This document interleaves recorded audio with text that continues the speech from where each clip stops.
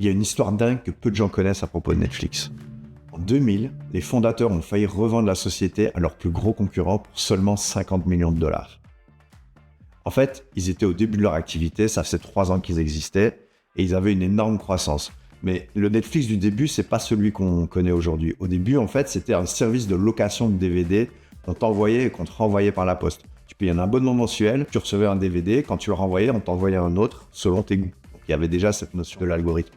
Et donc, pour financer leur croissance, ils se sont dit, soit on revend, soit on trouve des investisseurs. Et ce qu'ils ont fait, c'est qu'ils sont allés voir leur plus gros concurrent de l'époque. C'était la société Blockbuster, une chaîne de vidéoclubs qui louait des DVD aux États-Unis.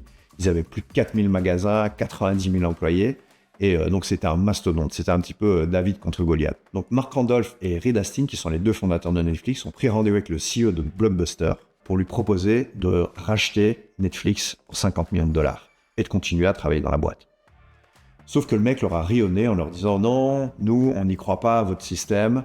On a des études et en fait, elles disent que ce que les gens, ils adorent, c'est de venir dans nos magasins, de prendre les DVD sur les étagères, de les retourner pour lire le résumé du film.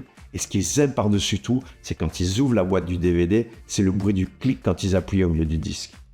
Donc non, on ne va pas racheter votre société et on ne va pas investir dedans. » Aujourd'hui, Blockbuster n'existe plus. Il n'y a plus qu'un magasin aux États-Unis, il est dans l'Oregon, et les nostalgiques peuvent le louer sur Airbnb pour passer une nuit.